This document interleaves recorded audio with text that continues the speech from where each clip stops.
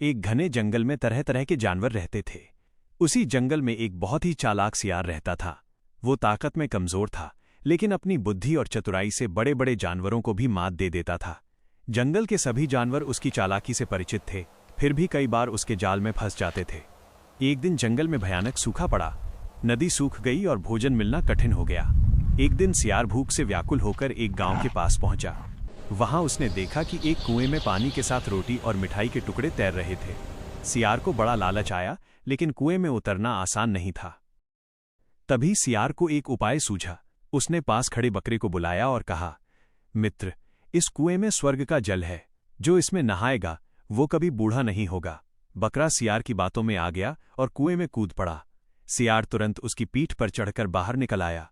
बकरा समझ गया कि सियार ने उसे धोखा दिया है। उसने गुस्से में पूछा, तू मुझे यहां छोड़कर क्यों चला जा रहा है? सियार मुस्कराया और बोला, बुद्धि ऊपर वालों के काम आती है, ताकत नीचे वालों के। सियार बाहर आकर रोटियां खाकर तृप्त हो गया और जंगल की ओर चल पड़ा।